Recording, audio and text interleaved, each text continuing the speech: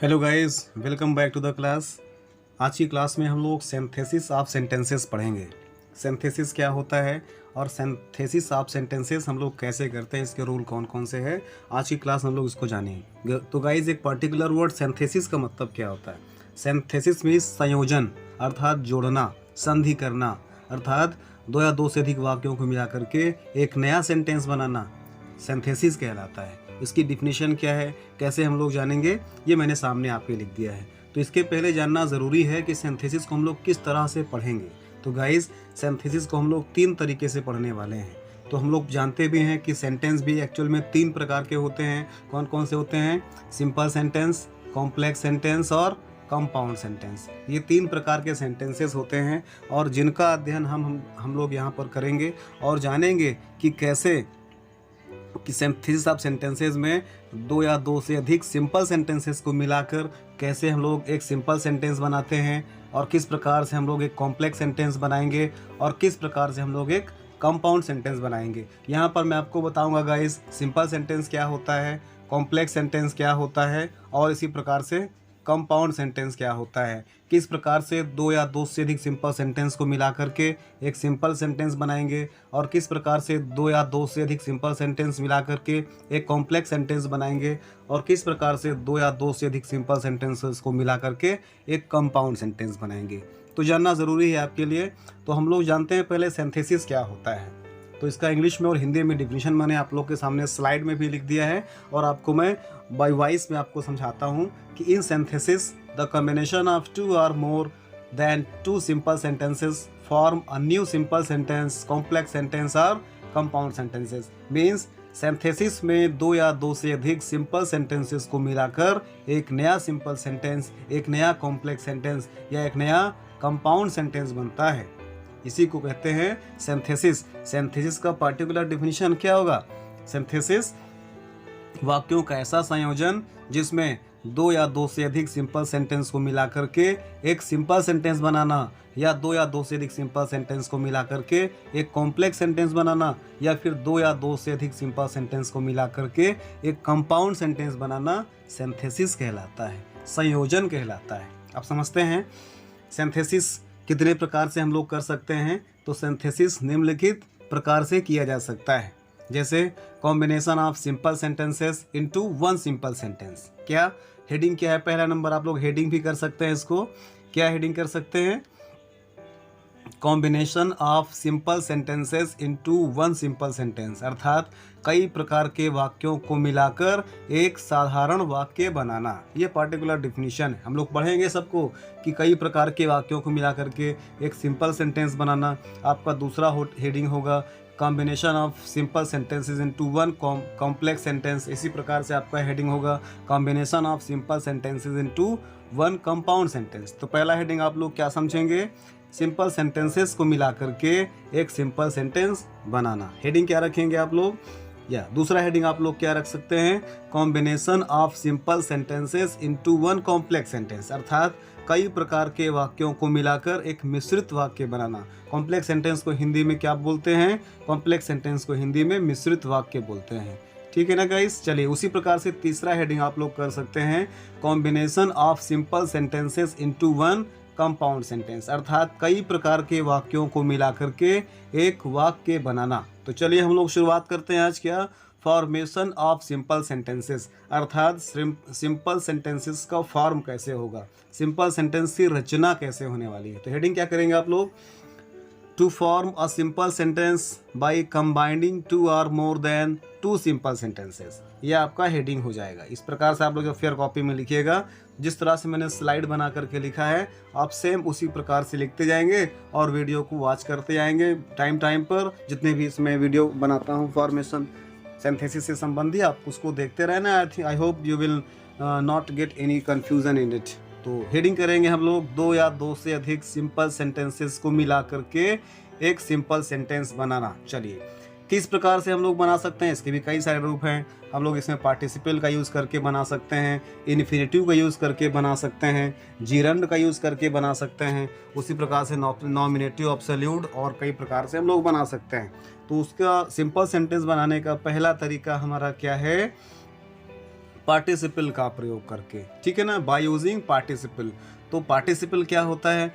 ऐसे वर्ब्स जो वर्ब तथा एडजेक्टिव दोनों का काम करें पार्टिसिपल कहलाते हैं। याद रखिएगा गाइस, ऐसे वर्ब्स जो वर्ब तथा एडजेक्टिव दोनों का कार्य करते हैं वे पार्टिसिपल कहलाते हैं। आपसे कोई पूछ सकता है पार्टिसिपल क्या होता है? जैसे आपने कहा अभी कि पार्टिसिपल का यूज़ करके हम कई सारे सिंपल सेंटेंसेस को मिला करके एक सिंपल सेंटेंस बना सकते हैं, ठीक है। लेकिन कोई पूछ ले, अच्छा ठीक है वो पार्टिसिपल क्या होता है, तो आप क्या बताएंगे? ऐसे वर्ब्स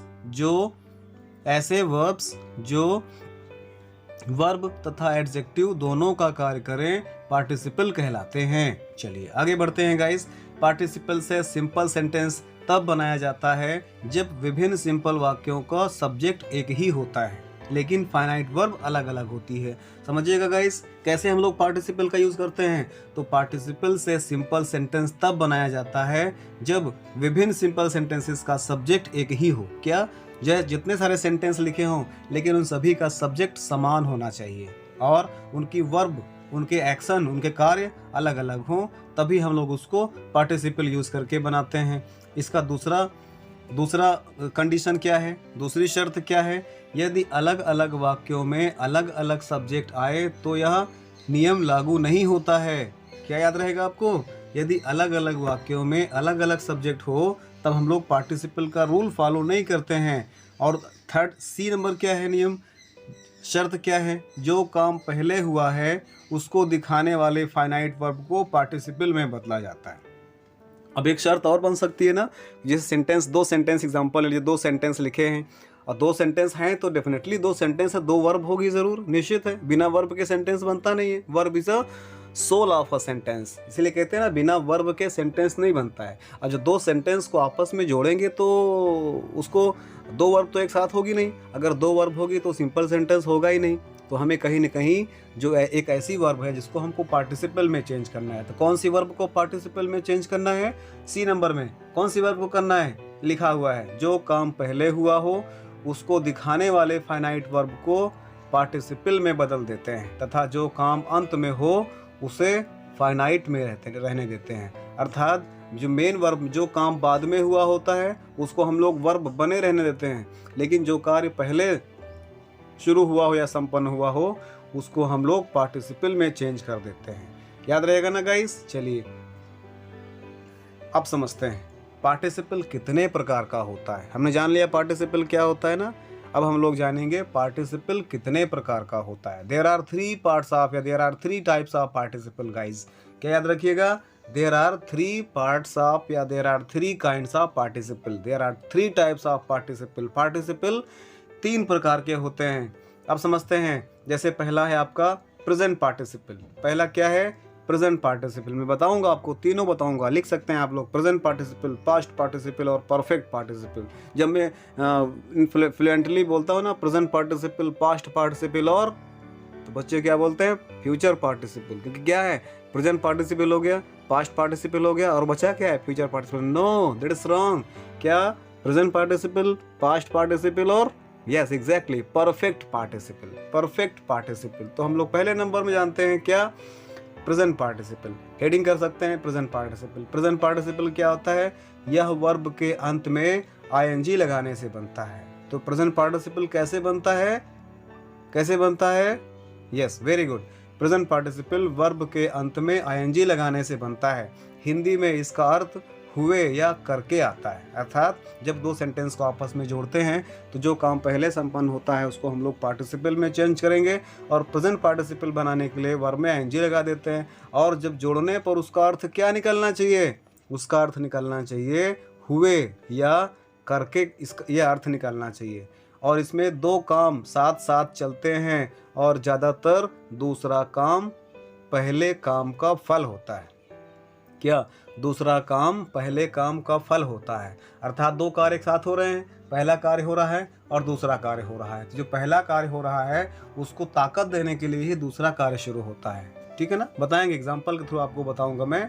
डोंट वरी, जो भी आपको फार्मूले, जो भी आपको स्टेप्स बताए जा रहे हैं बस उसको आप लोग कंसंट्रेटली फॉलो करते रहिए। मैं आपको पूरे रूल्स और पूरे रेगुलेशंस आपको समझा दूंगा। देखिए कैसे दूसरा कार्य पहले कार्य को पूर्ण करने के लिए होता है। परिणाम होता है। चलिए जैसे एग्जांपल समझिएगा।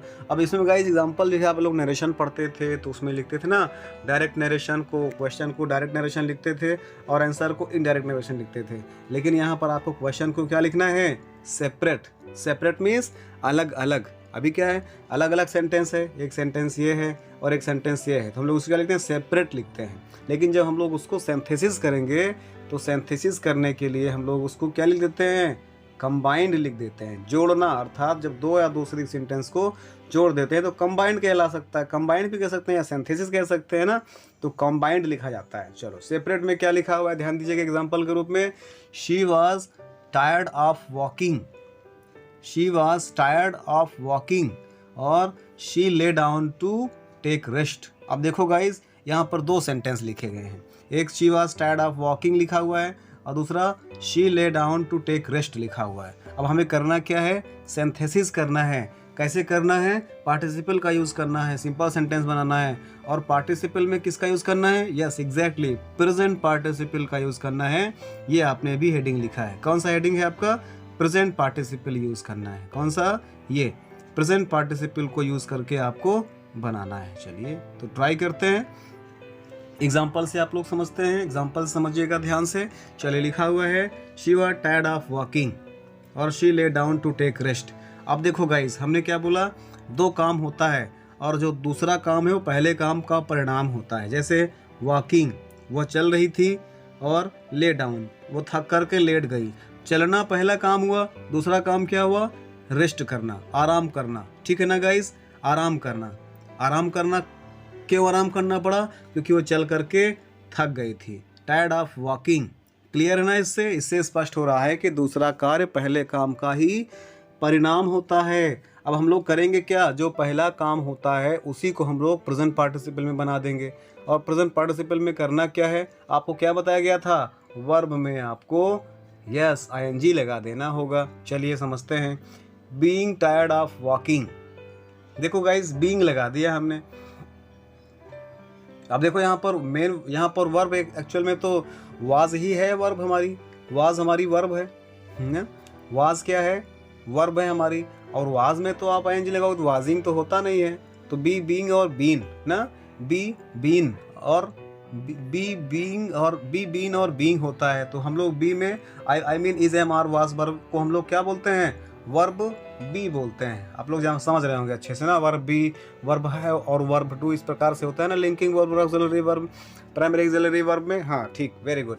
तो बी में क्या क्या आता है, इज आता है, एम आता है और आर आता है, और क्या क्या आता है, इसी में वाज आएगा, इसी में वर्ब भी आता है, वर्ब, वेयर नहीं वर्ब बोलेंगे, अच्छा इसको वर्ब, WERE वर्ब। हाँ ठीक, तो बताना क्या चाह रहे हैं, ये वाज, इसी में आपको लगाना है आईएनजी, तो हो जाएगा being tired of walking. She was tired of walking, तो being tired of walking.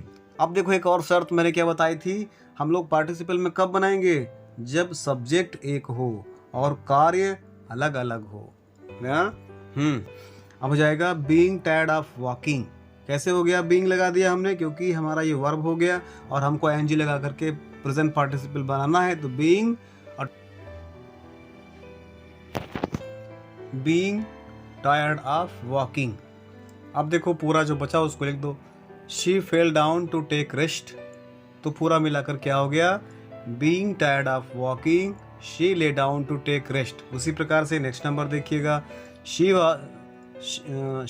Saw a snake, she ran away with fear, she saw a snake. यहाँ पर देखिए सब्जेक्ट ये भी है, सब्जेक्ट ये, दोनों सब्जेक्ट सेम है ना, तो हम लोग इसको पार्टिसिपल में बना सकते हैं। और प्रेजेंट पार्टिसिपल बनाने के लिए क्या है, आपको ध्यान देना होगा, पहला वर्ब और दूसरा वर्ब। पहला वर्ब क्या है, सा, दूसरा वर्ब क्या है, रैन। तो रैन अर्थात दूसरा कार्य हो रहा है, क्यों, पहले कार्य के कारण, जब उसने स्नेक देखा तो वह भाग गई।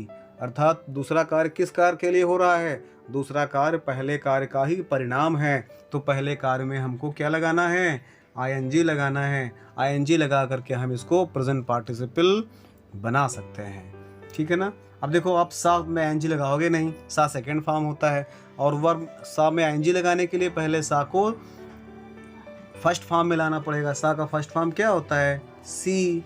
अब सी में एनजी लगा दीजिए, तो अब क्या हो जाएगा?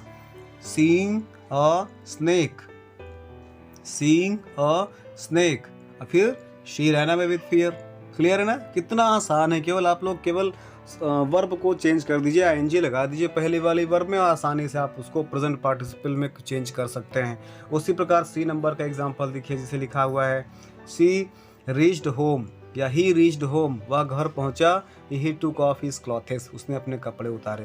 पहले कौन सा काम हो रहा है? घर पहुंचना, रीच्ड। दूसरा क्या हो रहा है? टुक ऑफ, टुक या टुक ऑफ दोनों ले लीजिए, टुक ऑफ। तो दूसरा कार्य पहले कार्य पर ही निर्भर है। जब वो घर पहुंचा तभी उसने कपड़े उतारे। अब देखो बेटा, यहाँ पर आपको समझना है रीच, ही रीच होम, ये हमारी वर्ब है। रीच्ड होम, वह घर पहुंचा। अब रीच्ड में तो आईएनजी लगेगा नहीं, रीच को पहले हमको फर्स्ट फॉर्म लाना पड़ेगा, तो रीचिंग होम। बाकी जो बचा लिख दीजिए, he took off his clothes. Clear है? Reaching home, he took off his shirt. तो इस प्रकार से हम लोगों ने ये 3 सेंटेंसेस में हमने प्रेजेंट पार्टिसिपल का यूज़ किया। ठीक है ना? थोड़ा समझ लेते हैं। यदि प्रेजेंट पार्टिसिपल का संबंध वाक्य के ऑब्जेक्ट से हो तो उसे ऑब्जेक्ट के बाद रखते हैं। याद रहेगा, जब प्रेजेंट पार्टिसिपल का संबंध वाक्य के ऑब्जेक्ट से हो तब उसे ऑब्जेक्ट के बाद रखते हैं। कैसे? इसका भी एग्जांपल देखिएगा। इसे लिखा हुआ है सेपरेट में, I saw Sam. Sam is a name, is a noun, proper noun. Sam, I saw Sam, मैंने सैम को देखा। और he was abusing his neighbour, वो अपने पड़ोसी को अब्यूजिंग कर रहा था। अब देखिए यहाँ पर समझिएगा, आई सा सैम, मैंने सैम को देखा। इसमें क्या हो रहा है? प्रेजेंट पार्टिसिपल का संबंध वाक्य के ऑब्जेक्ट से हो रहा है। ही was abusing, I saw Sam, he was abusing his neighbour, वह अपने पड़ोसियों को गाली दे रहा था। इसमें किसकी बात हो रही है? ऑब्जेक्ट, अर्थात नेबर्स, पड़ोसियों को अब्यूजिंग कर रहा था। अब यहाँ पर कैसे बनाएंगे हम लोग यहाँ पर प्रेजेंट पार्टिसिपल को ऑब्जेक्ट के बाद रखेंगे। कैसे? आई सा सैम, क्या करते हुए देखा? आई सा सैम, मैंने सैम को देखा। अब्यूजिंग, गाली देते हुए। हिज नेबर, अपने पड़ोसी को। देखो, हमने वर्ब में आईएनजी लगा दिया, हालांकि इसे पहले से आईएनजी लगा हुआ है, लेकिन यह हमारा पास्ट कॉन्टिन्यूअस के कारण आईएनजी लगा हुआ था। ये वाला हमारा आईएनजी पास्ट कॉन्टिन्यूअस के कारण लगा हुआ था, लेकिन जब हमने इसको उठा करके यहाँ पे रख दिया था, ऑब्जेक्ट के बाद हमने रख दिया इसको। ऑब्जेक्ट के बाद हमें क्या लगाना है? प्रेजेंट पार्टिसिपल लिखना है। कब? जब वाक्य का संबंध या प्रेजेंट पार्टिसिपल का संबंध ऑब्जेक्ट के साथ हो रहा हो। ऑब्जेक्ट के साथ हो रहा है, यहाँ पर नेबर्स के साथ है ना। यहाँ पर गाली किसको दे रहा है? नेबर्स को दे रहा है ना, नेबर्स के लिए बात हो रहा है यहाँ पर, इसलिए हमको इसको बाद में रखना है, ऑब्जेक्ट के बाद रखना है। आई saw Sam abusing his neighbours. ठीक है ना? इसको भी समझते चलिएगा आप लोग। आगे बढ़ते हैं। अब और एक नियम जान लीजिए। पास्ट पार्टिसिपल क्या होता है? हम लोगों ने पढ़ा प्रेजेंट पार्टिसिपल। प्रेजेंट पार्टिसिपल के बाद हम लोग क्या पढ़ने जा रहे हैं? Past participle. पास्ट पार्टिसिपल क्या होता है? यह वर्ब की थर्ड फॉर्म होती है और इसका प्रयोग एडजेक्टिव के रूप में होता है। क्या? तो हमने जाना पास्ट पार्टिसिपल वर्ब की थर्ड फॉर्म होती है जिसका प्रयोग हम ऑब्जेक्ट के रूप में करते हैं। याद रखिएगा, पास्ट पार्टिसिपल वर्ब की थर्ड फॉर्म होती है जिसका प्रयोग हम एडजेक्टिव के रूप में करते हैं। जैसे आई found my shirt, it was lost. I found my shirt, मैंने अपनी शर्ट पा गया, मैं अपनी शर्ट पा गया। इट वॉज लॉस्ट, यह खो गई थी। यहाँ पर समझना ज़रूरी है कि कैसे हम लोग पास्ट पार्टिसिपल बनाएंगे, वर्ब की थर्ड फॉर्म का प्रयोग करके। और गाइस, अगर थर्ड फॉर्म पहले से लगा हुआ है तो this is an opportunity for you. आपको डरने की आवश्यकता नहीं कि तो थर्ड फॉर्म पहले से, इसको हम क्या करें? ऑफ कोर्स, घर में खाना ऑलरेडी बना है तो क्या करोगे? खा लोगे। नहीं बना है तो बना करके खाओगे। तो ऑलरेडी यहाँ पर वर्ब की थर्ड फॉर्म लगी है तो आप लोग वैसे रहने दोगे। आई found my shirt, it was lost, तो जाएगा आई फाउंड माई। देखो, लॉस्ट पहले से लिखा हुआ है, वर्ब की थर्ड फॉर्म है ये, तो आई फाउंड माई लॉस्ट पर्स। और क्या आएगा इसमें? कर, हुआ या कर या करके या हुए आएगा ना। तो आई फाउंड माई लॉस्ट पर्स, मैंने अपनी खोई हुई पर्स प्राप्त कर ली। खोई हुई पर्स प्राप्त कर ली। I found my lost purse. यहाँ पे लॉस्ट कैसे आ गया? क्योंकि यहाँ पर आपको वर्ब की थर्ड फॉर्म का प्रयोग करना है और वो भी एडजेक्टिव के रूप में करना है। एडजेक्टिव क्या होता है अब आपको जानना ज़रूरी है। एडजेक्टिव क्या होता है? एडजेक्टिव नाउन या प्रोनाउन की विशेषता बताता है। तो यहाँ पर शर्ट की विशेषता बता रहा है ना, जो शर्ट मेरी खो गई थी वो मुझको मिल गई, लॉस्ट, खोई हुई शर्ट। कौन शर्ट? खोई हुई शर्ट। तो यहाँ पर एडजेक्टिव है ना ये, और किसकी विशेषता बता रहा है? शर्ट मीन्स नाउन की विशेषता बता रहा है एडजेक्टिव। तो यहाँ पर हमने लॉस्ट का प्रयोग एडजेक्टिव के रूप में किया और जो कि हमारा क्या है? पास्ट पार्टिसिपल है।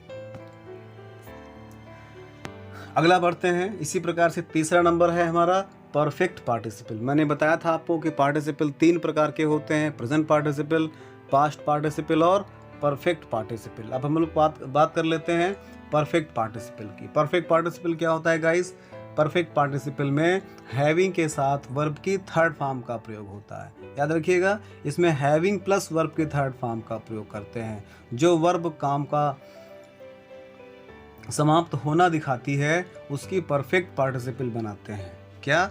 जो वर्ब काम के समाप्त होने का भाव दर्शाता है। 2 या 2 से अधिक सेंटेंस लिखे होंगे, लेकिन जो वर्ब काम के समाप्त होने का भाव दर्शाएगा हमको उसी को परफेक्ट पार्टिसिपल में चेंज करना है। और चेंज कैसे करना है आपको एग्जांपल से मैं समझाता हूँ। जैसे लिखा हुआ है, she had completed her task, she went to the shopping mall. Listen carefully guys, once again the example, look at the screen. She had completed her task. उसने अपना टास्क पूरा किया और she went to the shopping mall. फिर वह shopping mall गई। उसने अपना काम पूरा किया, फिर वह शॉपिंग मॉल गई। अब देखिए यहाँ पे क्या करना है गाइस, जो काम समाप्त होने का भाव दर्शाता है उसी को हमें परफेक्ट पार्टिसिपल में बनाना है। ठीक है ना? देखो यहाँ पर क्या, he had completed her task, उसने अपना काम पूरा किया। तो काम पूरा होने का भाव कौन दर्शा रहा है? ये वाला दर्शा रहा है ना, ये सेंटेंस दर्शा रहा है। अब इसमें वर्ब कौन सी है? ये हैड कंप्लीटेड, ये होगा ना, हैड कंप्लीटेड। हैड कंप्लीटेड ये हमारी क्या हो गई? ये हमारी वर्ब हो गई जो काम के समाप्त होने का भाव दर्शा रही है। और इसी को हमें क्या बनाना है? Perfect participle. और परफेक्ट पार्टिसिपल कैसे बनेगा? हैविंग के साथ वर्ब की थर्ड फॉर्म से बनेगा। तो क्या लिख देंगे हम लोग? हैड को हटा देंगे हम लोग, यहाँ पर सब्जेक्ट को हटा देंगे। तो having completed her task. Clear है ना? हैविंग कहाँ से आ गया? आपको परफेक्ट पार्टिसिपल में हैविंग प्लस V3 लगाना पड़ेगा। और V3 मीन्स कंप्लीटेड, और कंप्लीटेड पहले से लिखा हुआ है। तो हैविंग फिर कंप्लीटेड हर टास्क और she went to the shopping mall. Exactly ना? Is that clear? ठीक है, एक बार और देख लेते हैं। She had completed her task. एक बात और ध्यान दीजिएगा, सब्जेक्ट समान होना जरूरी है। ठीक है ना? और दूसरा कार्य पहले कार्य का परिणाम होना चाहिए। कैसे? उसने अपना काम पूरा किया, फिर वो शॉपिंग मॉल गई। तो शॉपिंग मॉल कब गई? जब उसने अपना काम पूरा किया। क्लियर है ना? तो हम लोग कैसे चेंज करेंगे परफेक्ट पार्टिसिपल में? हैविंग के साथ वर्ब की थर्ड फॉर्म लगा देते हैं। किस में लगाते हैं? जो काम के समाप्त होने का भाव दर्शाता हो। और काम के समाप्त होने का भाव कौन दर्शाता है? कंप्लीटेड। तो having completed her task she went to shopping mall. चलिए कुछ और समझते हैं, इसके नोट्स समझते हैं। यदि वाक्य पैसिव वॉइस में है तो इसे पैसिव वॉइस में ही बदलकर पार्टिसिपल बनाते हैं। जो भी पहले आप लोगों ने जाना, ये तो एक्टिव वॉइस के लिए था गाइस। ये जो भी आप लोगों ने पहला वाला जाना, ये जो फार्मूला मैंने आपको बताए, ये फार्मूला हैविंग प्लस V3 कब लगाएंगे? जो हमारा सेंटेंस एक्टिव वॉइस में होता है। और उसी के स्थान पर जब हमारा सेंटेंस पैसिव वॉइस हो जाता है तब उसका फार्मूला थोड़ा सा चेंज कर देते हैं। इसमें हैविंग प्लस V3 का प्रयोग कर देते हैं, having plus been plus V3 का प्रयोग कर देते हैं, केवल इसमें बीन एक्स्ट्रा कर देते हैं। ठीक है ना? जैसे आप लोग पैसिव वॉइस समझे हैं, तो पैसिव वॉइस में आप लोगों ने बहुत सारी चीज़ जानी है। लगभग उसी प्रकार से कुछ हल्का फुल्का परिवर्तन करके हम लोग सिंथेसिस करते हैं। कैसे करते हैं देखते हैं। फिर से एक बार देखिए, यदि वाक्य पैसिव वॉइस में हो तो उसे पैसिव वॉइस में ही बदलकर पार्टिसिपल में बदलते हैं। जैसे she was awarded by her teacher, she was awarded by her teacher और शी फेल्ट हैप्पी। 2 सेंटेंस आपके सामने लिखे हैं। उन दोनों सेंटेंस को मिला करके हमको एक सिंपल सेंटेंस बनाना है। और किस में बनाना है? पार्टिसिपल का प्रयोग करना है। कौन से पार्टिसिपल का करना है? परफेक्ट पार्टिसिपल का प्रयोग करके बनाना है। ठीक है ना? और इसमें having plus been plus V3 का प्रयोग करके हमको बनाना है। क्यों? क्योंकि she was awarded by her teacher, ये क्या है, एक्टिव वॉइस है कि पैसिव वॉइस है? She was awarded by her teacher, वह या उसको उसके अध्यापक द्वारा अवार्ड किया गया, पुरस्कृत किया गया, पुरस्कार दिया गया। तो ये पैसिव वॉइस में है ना, तो हमको इसी को बनाना है। क्या, कैसे बनाएंगे? Having plus been plus V3 से बनाएंगे। तो हैविंग लगा दिया हमने, बीन लगा दिया हमने, अवॉर्डेड V3, अवॉर्डेड पहले से अवॉर्डेड है, तो having being awarded by her teacher comma she felt happy. Having been awarded by her teacher she felt happy. इस प्रकार से आपको बनाना है गाइज। तो हम लोग जानेंगे, हम लोगों ने अभी तक जाना पार्टिसिपल का प्रयोग करके हम कैसे सिंथेसिस करते हैं, या दो या दो से अधिक सिंपल सेंटेंस को मिला करके एक सिंपल सेंटेंस बनाना है। कैसे हम लोगों ने बनाया पार्टिसिपल का प्रयोग करके? हम लोगों ने बनाया प्रेजेंट पार्टिसिपल का प्रयोग करके, पास्ट पार्टिसिपल का प्रयोग करके और परफेक्ट पार्टिसिपल का प्रयोग करके। तो गाइज अगली क्लास में हम लोग जानेंगे कि इन्फिनिटिव का प्रयोग करके हम कैसे सिंपल सेंटेंस बनाते हैं। Hello guys, welcome back to the class. आज की क्लास में हम इन्फिनिटिव का प्रयोग करना सीखेंगे। कैसे इन्फिनिटिव टाइप सेंटेंसेस को हम लोग सिंथेसिस में बनाते हैं, अर्थात सिंथेसिस ऑफ सेंटेंसेस में इन्फिनिटिव का प्रयोग। किस प्रकार से इन्फिनिटिव का प्रयोग करके हम दो या दो से अधिक सेंटेंसेस को आपस में जोड़ते हैं। तो इन्फिनिटिव क्या होता है, किस प्रकार से जोड़ते हैं इन्फिनिटिव में ऐसे कौन से वर्ड यूज़ करके इन्फिनिटिव बनाते हैं, आज की क्लास में हम इसका अध्ययन करेंगे। गाइस, क्रिया में टू जोड़ करके इन्फिनिटिव बनाया जाता है।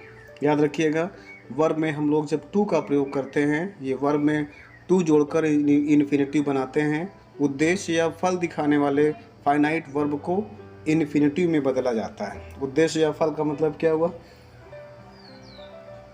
अर्थात वाक्यों में जो फाइनाइट वर्ब होते हैं, उन फाइनाइट वर्ब का जो अपना एक निश्चित उद्देश्य होगा, निश्चित फल या निश्चित परिणाम आता है, ऐसे फाइनाइट वर्ब को हम इन्फिनिटिव में चेंज करते हैं।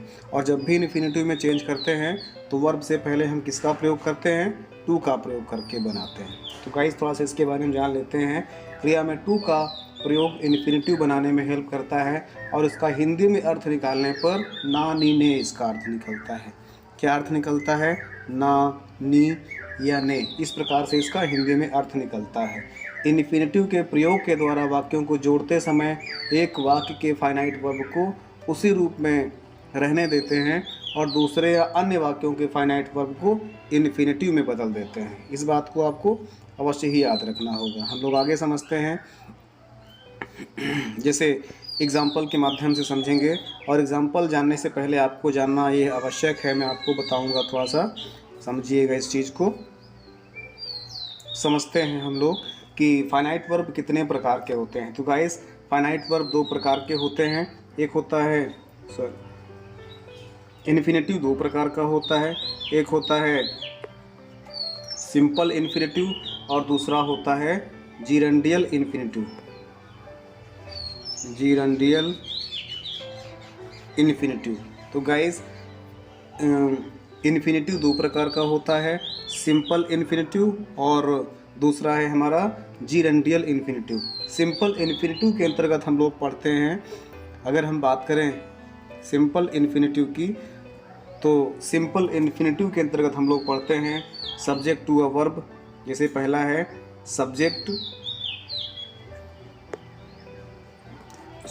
टू अ वर्ब, थोड़ा सा अभाव है इसमें, स्पेस का अभाव है, तो ऐसे वर्ड जान लेते हैं। सब्जेक्ट टू द वर्ब, दूसरा रहेगा आपका ऑब्जेक्ट टू द वर्ब, इसी प्रकार से तीसरा रहेगा कॉम्प्लीमेंट टू द वर्ब, फिर है गवर्न्ड बाय द प्रीपोजिशन, और इसी प्रकार से नेक्स्ट नंबर आपका हो सकता है ऑब्जेक्टिव कॉम्प्लीमेंट। इनको समझने के लिए हम लोग डिटेल में मैं एग्जांपल के द्वारा आपको समझा दूंगा। उसी प्रकार से दूसरा जो आपने जाना जीरेंडियल इन्फिनिटिव, इस इन्फिनिटिव को भी हम लोग अलग अलग भाग में बांट सकते हैं, तो इनको हम लोग समझेंगे एग्जाम्पल के द्वारा। मैं अपने पॉइंट पर फिर से वापस आता हूँ, इसको एग्जाम्पल के द्वारा हम लोग समझेंगे। मैंने भी एग्जाम्पल में आपको बताया कि कैसे इन्फिनिटिव को हम लोग जब पार्टिसिपल में चेंज करते हैं, इन्फिनिटिव को हम लोग सिंथेसिस करते हैं, तो दो या दो से अधिक सिंपल सेंटेंस को जब हम इन्फिनिटिव के द्वारा आपस में जोड़ते हैं तो वर्ब में टू का प्रयोग कर देते हैं। जैसे ध्यान से समझिएगा, सेपरेट में लिखा हुआ है रोहित रैन फास्ट और he wanted to get first prize. Sentence में है, दो सेंटेंस हमारे इसमें है, रोहित रैन फास्ट, रोहित तेज दौड़ा और he wanted to get first prize, वो प्रथम प्राइज जीतना चाहता था। अब हमको इसको कंबाइंड में चेंज करना है, अर्थात दो या दो से अधिक सिंपल सेंटेंसेस को मिला करके एक सिंपल सेंटेंस बनाना है। कैसा? इन्फिनिटिव टाइप का बनाना है और सिंपल सेंटेंस भी होना चाहिए।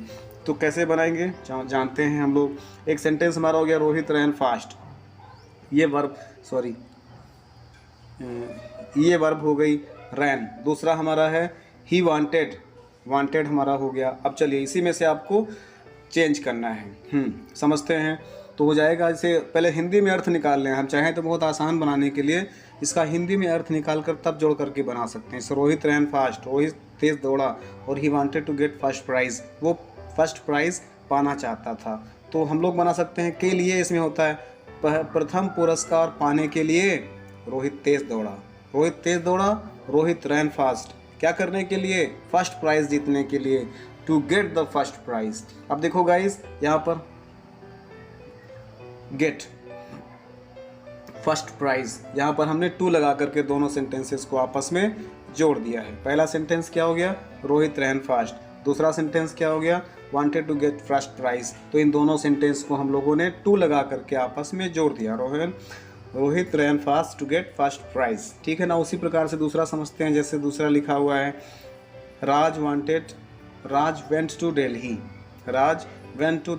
राज दिल्ली गया और he went there to see his sister, वह अपनी बहन को देखना चाहता था, अपनी बहन से मिलना चाहता था। इसको हमको कंबाइन करना है। तो हिंदी में समझिएगा, जैसे राम वेंट टू दिल्ली, राम दिल्ली गया, he went there to see his sister, वह वहाँ अपनी बहन से मिलने गया। अब आप दोनों को जोड़ देंगे तो हो जाएगा राज अपनी बहन या अपनी सिस्टर से मिलने दिल्ली गया। अब इसको इंग्लिश में ट्रांसलेट कर दो, आपका सिंथेसिस हो गया।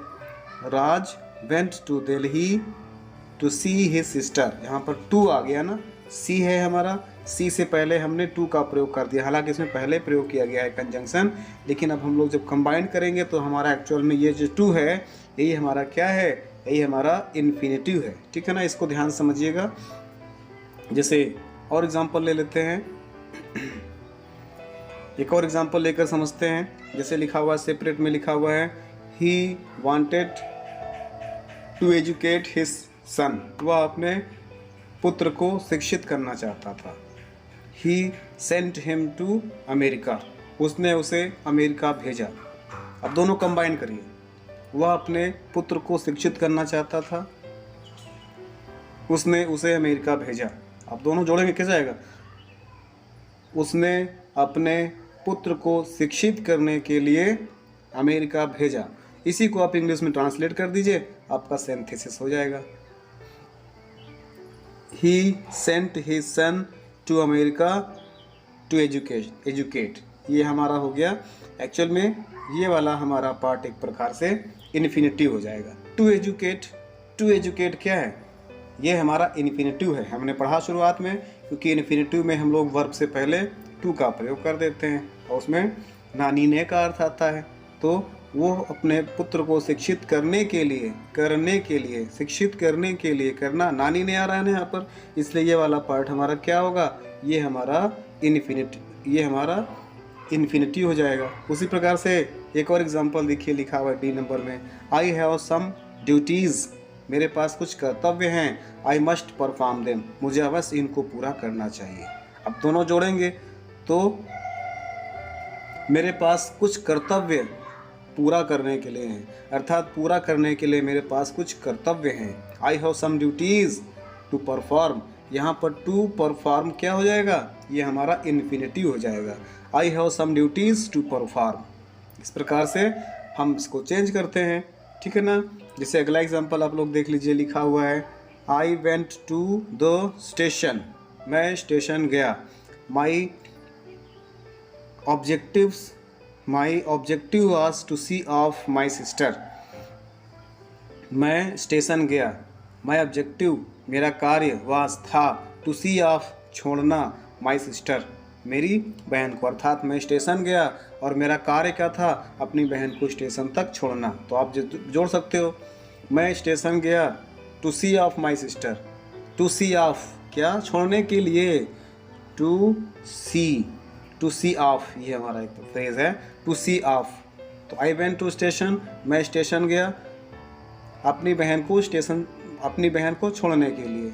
To see off my sister, अपनी बहन को छोड़ने के लिए मैं स्टेशन गया। इसको इंग्लिश में क्या होगा, I went to station to see off my sister. ठीक है ना गाइस, इस प्रकार से आपको बनाना है। तो ये था आपका सिंथेसिस ऑफ सेंटेंसेस, जिसमें हमने इन्फिनेटिव का प्रयोग करके सिंथेसिस में बनाना सीखा। Hello my dear students, once again welcome to the class. Synthesis की क्लास में आज हम लोग जानेंगे नॉमिनेटिव एब्सोल्यूट का प्रयोग करके दो या दो से अधिक सिंपल सेंटेंसेस को मिला करके एक सिंपल सेंटेंस बनाना। हम लोग अभी पढ़ रहे हैं सिंपल सेंटेंस बनाना। तो हम लोगों ने शुरुआत में जाना था कि द कॉम्बिनेशन ऑफ टू और more word to make a simple sentence. इसके अंतर्गत हम लोग आज की रूल 3 में हम लोग पढ़ेंगे कि नॉमिनेटिव एब्सोल्यूट का प्रयोग करके हम सिंपल सेंटेंस कैसे बनाते हैं। अर्थात दो या दो से अधिक सिंपल सेंटेंस को नॉमिनेटिव एब्सोल्यूट का प्रयोग करके एक सिंपल सेंटेंस बनाना। तो पहले हमारे अंदर ये प्रश्न उठता है कि नॉमिनेटिव एब्सोल्यूट क्या होता है। ठीक है ना, जानते हैं इसको, नॉमिनेटिव एब्सोल्यूट क्या होता है। तो गाइस, नॉमिनेटिव एब्सोल्यूट उस कर्ता या नॉमिनेटिव को कहते हैं जो वाक्य में स्वतंत्र या एब्सोल्यूट रहता है। क्लियर है ना, इससे क्या समझे आप लोगों ने। नॉमिनेटिव एब्सोल्यूट उस सब्जेक्ट या कर्ता को कहते हैं जो वाक्य में स्वतंत्र रहता है।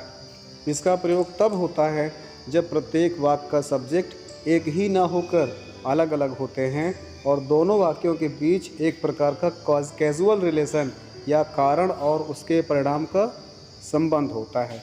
याद रखिएगा इस बात को। आगे बढ़ते हैं, थोड़ा इसके बारे में और समझ लेते हैं। जब वाक्य में इज़, एम, आर, वाज या वर का प्रयोग सहायक क्रिया या हेल्पिंग वर्ब के रूप में नहीं होता है तो सब्जेक्ट के बाद बीइंग का प्रयोग हो जाता है। सब्जेक्ट के बाद हैविंग का प्रयोग एक्टिव वॉइस में होता है और सब्जेक्ट के बाद हैविंग और बीइंग का प्रयोग पैसिव वॉइस में होता है। एक बार मैं फिर से रिपीट कर देता हूँ।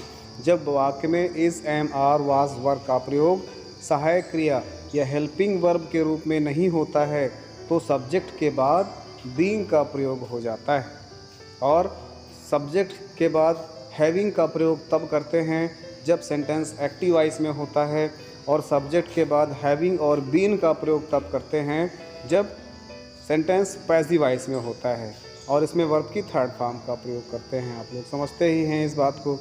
एग्जाम्पल के द्वारा समझते हैं। चलिए,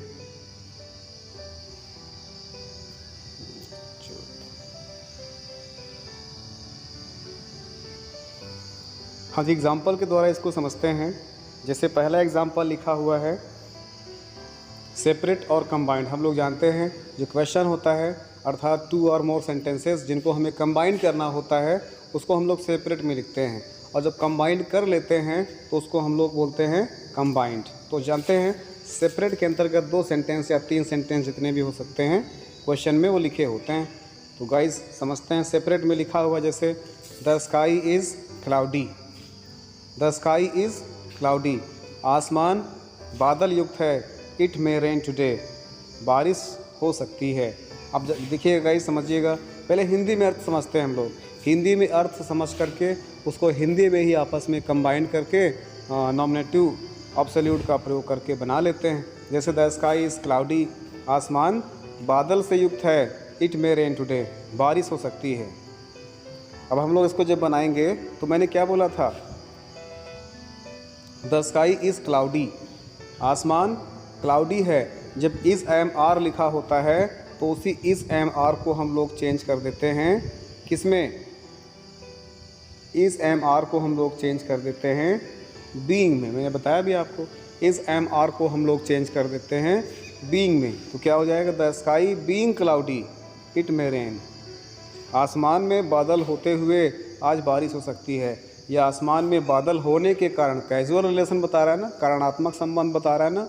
तो आसमान में बादल होने के कारण इट मे रेन टुडे, आज बारिश हो सकती है। इसको आपको याद रखना है। नॉमिनेटिव एब्सोल्यूट से सेंटेंस, सिंपल सेंटेंस बनाने के लिए हमको इस को देखना होता है। अगर इस है तो उसको हम लोग बीइंग में चेंज कर देते हैं और बाकी सेंटेंसेस को कॉमा लगा करके आपस में जोड़ देते हैं।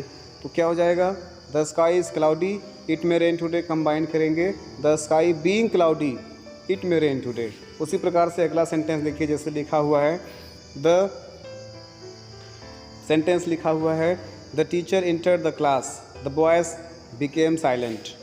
The teacher entered the class, teacher class में एंट्री करते हैं।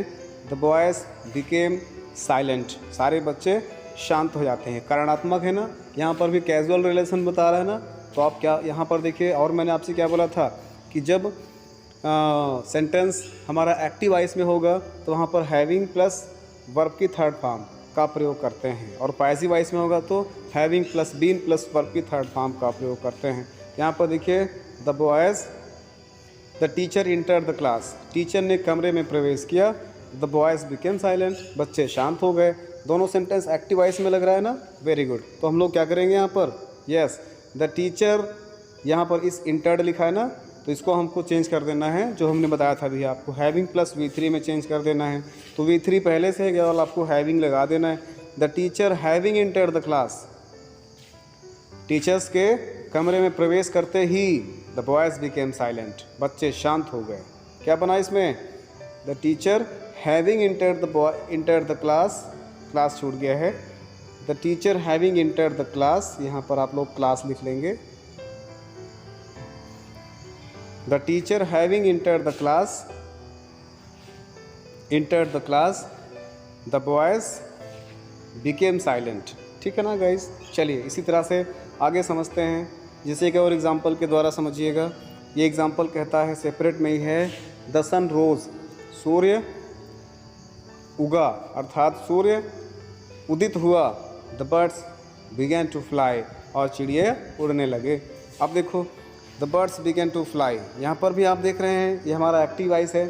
द सन रोज, सूर्य उगा, the birds began to fly, ये भी एक्टिव वॉइस में है। तो यहाँ पर भी हम लोग क्या करेंगे, रोज़ तो लिखा हुआ है, राइज रोज़ राइजन, तो वर्ब की थर्ड फॉर्म राइजन हो जाएगा, और इसके पहले हमें क्या लगा देना है, हैविंग का प्रयोग कर देना है। तो पूरा मिलाकर क्या हो जाएगा, द सन हैविंग राइजन, ध्यान दीजिएगा, the sun having risen, the birds began to fly. उसी प्रकार से डी नंबर भी देख लीजिएगा, the work was done, he went, the work was done, काम पूरा हो गया था, द वर्क वाज डन। अब यहाँ पर देखो गाइस, ध्यान दीजिएगा, द वर्क वाज डन, ये पैसिव वॉइस है, वाज वर और वर्ब की थर्ड फॉर्म, ये हमारा पैसिव वॉइस है। पैसिव वॉइस क्या होता है, जिसमें कर्म प्रधान होता है, ठीक है ना। और एक्टिव वॉइस में क्या होता है, इसमें सब्जेक्ट विशेष होता है। तो द वर्क वाज डन, काम पूरा हो गया था, और वी वेंट बैक होम, हम घर वापस गए। अब देखो पैसिव वॉइस में मैंने क्या बोला था, पैसिव वॉइस में क्या करना, हैविंग और बीन का प्रयोग करना है, और वर्ब की थर्ड फॉर्म तो है ही है। तो क्या मिला करके हो जाएगा, द वर्क, जहाँ पर वाज डन है वहाँ पर हैविंग बीन डन, तो the work having been done, we went back home. Clear, yes, very good. इसी प्रकार से एक और एग्जांपल देखिएगा, नॉमिनेटिव एब्सोल्यूट का प्रयोग करके हम लोग बनाते हैं। जैसे सेपरेट में लिखा हुआ है, the bank was closed, bank बंद हो गया था। आई could not withdraw any money, मैं कोई पैसा नहीं निकाल सका, कोई भी पैसा विथड्रॉ नहीं कर सका। तो यहाँ पर गाइस ध्यान दीजिएगा, the bank was closed passive voice है, द बैंक वाज क्लोज्ड कैसे करेंगे इसको, कम ऑन, ये सामने लिखा हुआ है, आप इसको देख सकते हैं। वाज क्लोज्ड की जगह पर हैविंग बीन क्लोज्ड हो जाएगा। अब इसको बना लीजिए, the bank having been closed, I could not withdraw any money. Clear है ना गाइस, समझते रहिएगा। जहाँ पर कहीं पर कोई किसी प्रकार कोई डाउट है तो डाउट को हम क्लियर करने के लिए आप लोग के बीच में आए हैं। आप लोग का सपोर्ट बराबर मिल रहा है, इसके लिए आप लोग को बहुत बहुत सारा थैंक यू। इसी तरह से आप लोग वीडियोस को देखते रहिए, नॉलेज गेन करते रहिए, हमारा सपोर्ट करते रहिए। गाइस अगली वीडियो हम लोग जानेंगे किस प्रकार से जीरंड या नाउन का प्रयोग करके हम सिंपल सेंटेंसेस, कई सारे सिंपल सेंटेंस को मिला करके एक सिंपल सेंटेंस जानेंगे। तो सिंथेसिस के अंतर्गत हम लोग अगली वीडियो में पढ़ेंगे जीरंड या नाउन से पहले प्रीपोजिशन का प्रयोग करके सिंपल सेंटेंस बनाना। हेलो माय डियर स्टूडेंट्स, स्वागत है फिर आपका एक बार आज की इस क्लास में, जिसमें हम लोग सिंथेसिस की सीरीज़ पढ़ रहे हैं। अभी तक पिछली वीडियो में हम लोगों ने कई सारे नियम पढ़ चुके हैं। आज उसी सिंथेसिस को, सिंपल सेंटेंसेस को मिलाकर एक सिंपल सेंटेंस बनाने का रूल 4 है, जिसमें हम लोग पढ़ेंगे जीरंड या नाउन से पहले प्रीपोजिशन का प्रयोग करके सिंपल सेंटेंस बनाना। हम लोगों ने पढ़ा था या हम लोग पढ़ेंगे सिंथेसिस में। पूरा सिंथेसिस का सीरीज़ यही है कि सिंपल सेंटेंसेस को मिलाकर एक सिंपल सेंटेंस बनाना, सिंपल सेंटेंसेस को मिलाकर एक कॉम्प्लेक्स सेंटेंस बनाना और सिंपल सेंटेंसेस को मिलाकर एक कंपाउंड सेंटेंस बनाना। तो अभी हम लोग पढ़ रहे हैं सिंपल सेंटेंसेस को मिलाकर के एक सिंपल सेंटेंस बनाना, अर्थात 2 या 2 से अधिक सिंपल सेंटेंसेस को मिलाकर एक सिंपल सेंटेंस बनाना। उस कड़ी में आज हम लोग पढ़ रहे हैं जीरंड या नाउन से पहले प्रीपोजिशन का प्रयोग करके। तो समझते हैं इसके बारे में गाइस। ये हमारा रूल 4 से मैं शुरू कर रहा हूँ। रूल 4 कहता है जीरंड या नाउन से पहले प्रीपोजिशन का प्रयोग करके, अर्थात using preposition before gerund or noun. Gerund बनाने के लिए वर्ब की फर्स्ट फॉर्म में आईएनजी लगाया जाता है। याद रखिएगा, वर्ब की फर्स्ट फॉर्म में आईएनजी लगा करके हम जीरंड बनाते हैं। जब भी जीरंड की बात होए तो आपके मस्तिष्क में सवाल ये इमेज ज़रूर बननी चाहिए कि अच्छा यहाँ पर वर्ब में आईएनजी की बात हो रही है। तो गाइज़ ये भी एक प्रश्न बनेगा कि किस प्रकार कौन सी वर्ब में आईएनजी लगा करके उसको हमको जीरंड बनाना है। तो हम जानते हैं जितने सेंटेंस होती हैं उतनी ही वर्ब होती है। जैसे एग्जांपल ले लीजिए, 2 सेंटेंस अगर बनेंगे, 2 सेंटेंस अगर हैं तो दोनों सेंटेंस में डेफिनेटली एक एक वर्ब तो अवश्य होती है। तो जो मेन वर्ब होती है उसको हम लोग मेन वर्ब में बने रहने देते हैं, लेकिन जो एक और उसकी एक प्रकार की वर्ब होती है जिसको जीरंड में परिवर्तित कर देने से सेंटेंस के भाव में ज़्यादा परिवर्तन ना हो, उसको हम लोग जीरंड में चेंज कर देते हैं। तो गाइस जीरंड में कैसे चेंज करते हैं? वर्ब में आईएनजी लगाने से जीरंड में चेंज हो जाता है। जैसे एग्जांपल के द्वारा समझते हैं इसको। बहुत आसान तरीका है इसको समझ, बहुत आसान इसको समझना, जीरंड में आईएनजी लगाना। जैसे लिखा हुआ है एग्जांपल के तौर पर सेपरेट और कंबाइंड की बात मैंने कर ही ली थी कि जो सेंटेंस क्वेश्चन दिए होते हैं उसको हम लोग सेपरेट कहते हैं, और जब उसको आंसर अर्थात कंबाइंड करना होता है तो उसको हम लोग कंबाइंड बोलते हैं। ठीक रहेगा ना? तो सेपरेट में लिखा हुआ है Reena bought a pencil, she gave 10 rupees for it. क्या? Reena bought a pencil, Reena ने एक पेंसिल खरीदा। She gave 10 rupees for it, और इसके लिए उसने 10 रुपीज़ दिए। अब देखो गाइस, ध्यान से समझिएगा, हमको करना क्या है? हमको जीरंड का प्रयोग करके बनाना है। लेकिन आपको एक और चीज़ याद रखना है कि जीरंड या नाउन का प्रयोग करके हमने क्या पढ़ा अभी? ध्यान दीजिएगा, जीरंड या नाउन से पूर्व प्रीपोजिशन का प्रयोग करके आपको बनाना है। अब चलिए, प्रीपोजिशन जीरंड या नाउन से पूर्व प्रीपोजिशन का प्रयोग करना है। जीरंड आप लोगों को मैंने बताया ना कि हाँ, यस, वेरी गुड। और उसी प्रकार इन्फिनिटिव, जीरंड या नाउन से पूर्व प्रीपोजिशन का प्रयोग। प्रीपोजिशन क्या होते हैं? जो नाउन या नाउन से पहले प्रयोग होते हैं और उसकी पोजीशन को बताते हैं, उसकी स्थिति को बताते हैं। तो रीना बाउट अ पेन, रीना ने एक पेंसिल खरीदा, और she gave 10 rupees for it, और उसके लिए उसने 10 रुपीज़ दिए। तो यहाँ पर देखो फॉर एक शब्द आ रहा है। फॉर क्या है? प्रीपोजिशन है। तो हम लोग दोनों जोड़ते हैं, कैसे बन जाएगा? रीना ने एक पेंसिल खरीदा और उसने 10 रुपीज़ दिए, जोड़ेंगे दोनों को तो जाएगा रीना ने 10 रुपये में एक पेंसिल खरीदा। एग्जैक्ट, यस, रीना ने 10 रुपये में एक पेंसिल खरीदा। अब इसको इंग्लिश में ट्रांसलेट कर दो, आपका सिंपल सेंटेंस बन गया। कैसे? Reena bought a pencil for 10 rupees. अब 10 रुपीज़ के पहले हमने प्रीपोजिशन लगा दिया, ठीक है ना? तो क्या जाना? नाउन या जीरंड से पूर्व प्रीपोजिशन का प्रयोग। 10 रुपीज़ क्या है? नाउन हो गया हमारा, और हमने उसके पूर्व प्रीपोजिशन का प्रयोग करके सिंपल सेंटेंस बना दिया। Reena bought a pencil, she gave 10 rupees for it. Sentence दोनों को मिलाएंगे तो कंबाइन करने पर सिंपल सेंटेंस एक ही सेंटेंस में क्या हो जाएगा? सिंथेसिस करने पर Reena bought a pencil for 10 rupees. Clearly? Yes, intermediate board के एग्ज़ाम में 2 मार्क्स का आता है, और इसके साथ साथ ये कॉम्पिटिटिव एग्ज़ाम्स में भी आते हैं। सिंपल सेंटेंस क्या है, कॉम्प्लेक्स सेंटेंस क्या है, कंपाउंड सेंटेंस क्या है, ठीक है ना गाइस, समझते रहिएगा। जैसे अगला एग्जांपल देखते हैं। अगला एग्जांपल सेपरेट में कहता है I gave him a pen, मैंने उसको एक पेन दिया। I also supplied him with a paper, और मैंने उसको पेपर भी सप्लाई किया। अब देखो कैसे दोनों को जोड़ेंगे। I gave him a pen, मैंने उसको पेन दिया। I also supplied him with paper, और मैंने उसको पेपर के साथ सप्लाई किया। दोनों जोड़ दीजिए, मैंने उसको पेन भी दिया और पेपर भी सप्लाई किया। तो besides giving him a pen, pen देने के अलावा, बिसाइड्स मीन्स अतिरिक्त, और बिसाइड्स क्या है, प्रकार का प्रीपोजिशन है, स्थिति को बता रहा है। Besides giving him a pen, एक पे देखो बेटा, एक और बात जो बताना चाह रहा हूँ मैं। अभी तक पहले वाले में हम लोगों ने क्या किया था, नाउन से पूर्व प्रीपोजिशन लगाया था। हेडिंग क्या है, जीरंड या नाउन से पूर्व, तो नाउन से पूर्व प्रयोग करके हमने पहला एग्जाम्पल देख लिया। दूसरा एग्जाम्पल हम लोग देखेंगे जीरंड से पूर्व प्रीपोजिशन का प्रयोग, ठीक है ना गाइज। ये नाउन था, नाउन से पूर्व प्रीपोजिशन का प्रयोग। दूसरा ये मैंने क्या बोला था, आईएनजी लगा देना, वर्ब में आईएनजी लगाना, तो गिविंग में आईएनजी लगा हुआ है, ठीक है ना, और उसके पूर्व प्रीपोजिशन लगा दिया हमने। तो प्रीपोजिशन से पूर्व, जीरंड से पूर्व प्रीपोजिशन का प्रयोग करके हम दो या दो से अधिक सिंपल सेंटेंसेस को एक सिंपल सेंटेंस बना सकते हैं। तो ये हो जाएगा besides giving him a pen, I also supplied him with paper. Besides giving him a pen, I also supplied him with paper.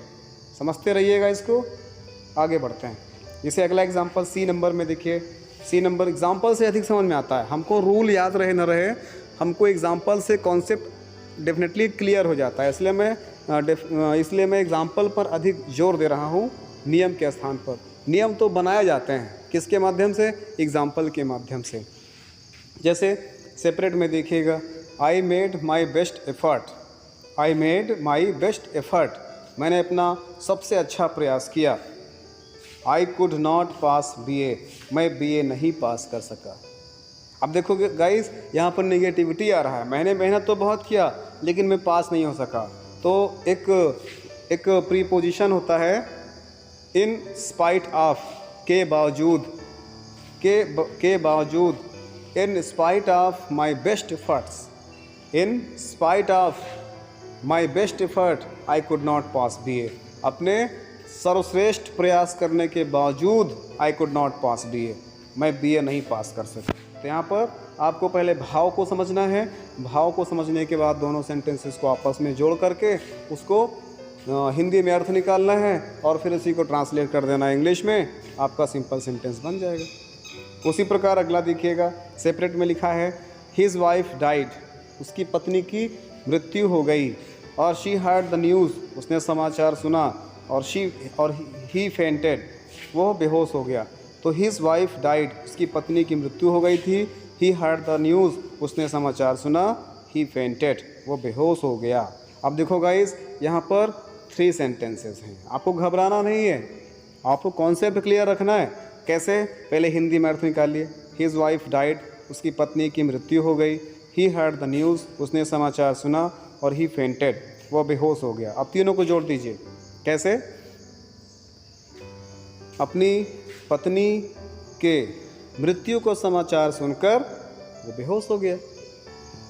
Is that clear? देखने में बहुत डेंजरस लग रहा होगा ना, कैसे इसको तीनों को जोड़ करके एक सिंपल सेंटेंस बनाएंगे। लेकिन अगर आपको कॉन्सेप्ट क्लियर है, अगर आपको हिंदी में अर्थ निकालना आता है और उसको प्रीपोजिशन का प्रयोग करना ठीक ढंग से आता है, there is no any problem to combine 2 और more simple sentence into 1 simple sentence. यहीं पर डी में भी दिया हुआ है, 3 सेंटेंस ज़रूर दिए हैं, लेकिन तीनों का अर्थ निकाल करके हिंदी में एक बना लो, उसी को इंग्लिश में ट्रांसलेट कर दो। His wife died, he heard the news, he fainted. अब आप तीनों को जोड़ दीजिए। ऑन हियरिंग, यहाँ पर देखो बेटा, ऑन हियरिंग क्या है? Preposition. Very good. On hearing the noise of his wife dead, on hearing the news of his wife dead, अपनी पत्नी के मृत्यु का समाचार सुनकर ही फेंटेड, वह बेहोश हो गया। On hearing the news of his wife death, he fainted, वह बेहोश हो गया। उसी प्रकार अगला एग्जाम्पल देख लीजिए, सेपरेट में लिखा हुआ है, यू हेल्प्ड मी, आपने मेरी मदद की। यू हेल्प्ड मी, आपने मेरी मदद की। और आई वुड हैव फेल्ड, मैं फेल हो गया। अब देखो गाइस, यू हेल्प्ड मी, आपने मेरी हेल्प की, लेकिन क्या, आई वुड हैव फेल्ड, मैं फेल हो गया। मैं फेल हो गया होता इसका मतलब होगा। यू हेल्प्ड मी, आपने मेरी मदद की, आई वुड हैव फेल्ड, मैं फेल हो गया होता। अब दोनों को जोड़ दीजिए। बिना तुम्हारे, बिना आपके मदद के मैं फेल हो गया होता। यही मिलेगा ना सिंपल सेंटेंस एक जोड़ने पर, हिंदी में अर्थ निकालने पर। बिना आपकी मदद के मैं फेल हो गया होता। और बिना को इंग्लिश में क्या बोलेंगे? विथआउट। अब विथआउट क्या है? प्रीपोजिशन है। योर हेल्प हमारा एक प्रकार से नाउन या प्रोनाउन है। चलो गाइस, इसको समझिएगा। यू हेल्प्ड मी, आपने मेरी मदद की, आई वुड हैव फेल्ड, मैं फेल हो गया होता। बिना तुम्हारी मदद के मैं फेल हो गया होता। I would have failed without your help, I would have failed without your help. तो इस प्रकार से हमने जाना कि कैसे जीरंड या नाउन से पूर्व हम प्रीपोजिशन का प्रयोग कर लेते हैं। अगली क्लास में, अगले वीडियो में हम लोग सीखेंगे कि कैसे नाउन या फ्रेज इन अपोजिशन का प्रयोग करके हम सिंपल सेंटेंस बनाएंगे। क्या? नाउन या फ्रेज इन अपोजिशन का प्रयोग करके हम कैसे दो या दो से अधिक सिंपल सेंटेंसेस को मिलाकर एक सिंपल सेंटेंस बनाएंगे। तो आप अगर पिछली वीडियोस या प्रीवियस क्लासेस मेरी अटेंड नहीं किए हैं तो प्लेलिस्ट में जा कर के जनरल इंग्लिश ग्रामर, उसमें से आप देख सकते हैं। सारी videos step by step, one by one करके वहाँ पड़ी हुई हैं। इसके अलावा अन्य वीडियोस भी हैं। और साथ में मैंने गाइज वहाँ पर क्लास 9, 10, 11 और 12 की भी NCERT बेस्ड प्रोस, पोइट्री और शॉर्ट स्टोरीज़ डाल रखी हैं। और उसमें पूरा A to Z ग्रामर आपको वहाँ पर मिल जाएगा। आप उसका भी उपयोग कर सकते हैं। Hello my dear students, once again welcome to the class of synthesis.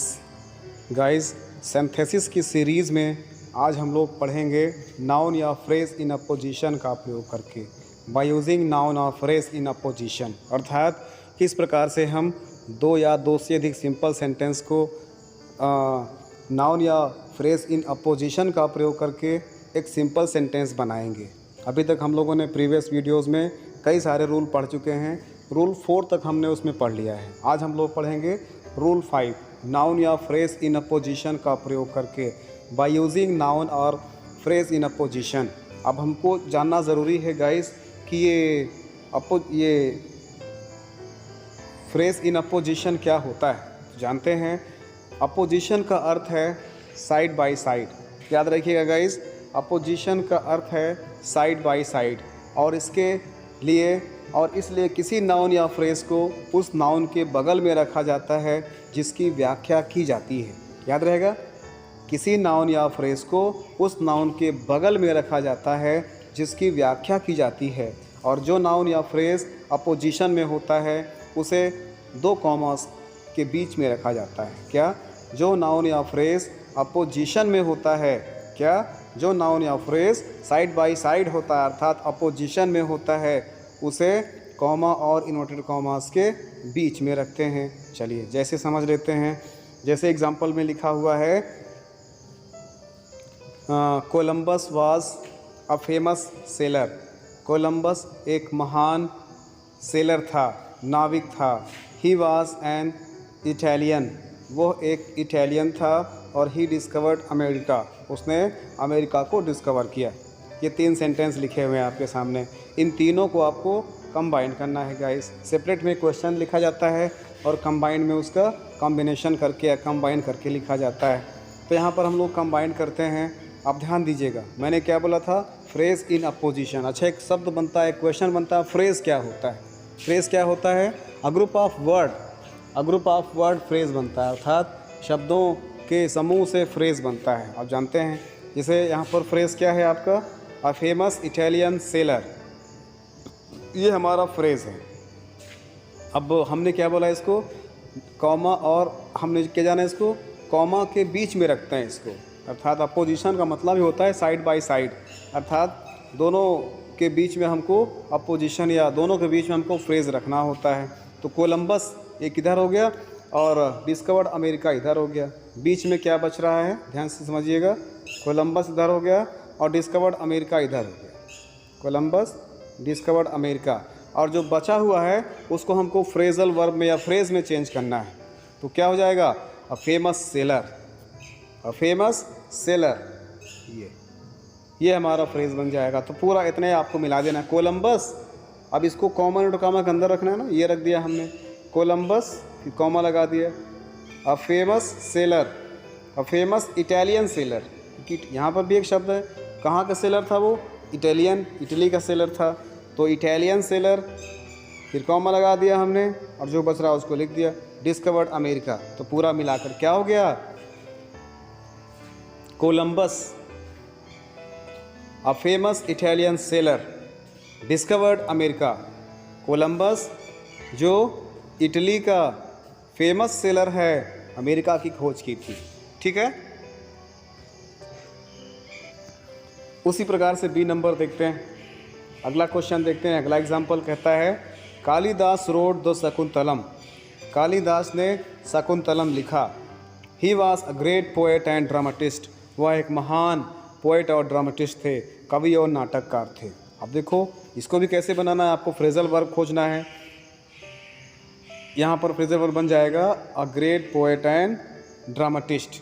अब देखो कालिदास शकुंतलम लिखते हैं, कालिदास रोड दी शकुंतलम, ये हो गया।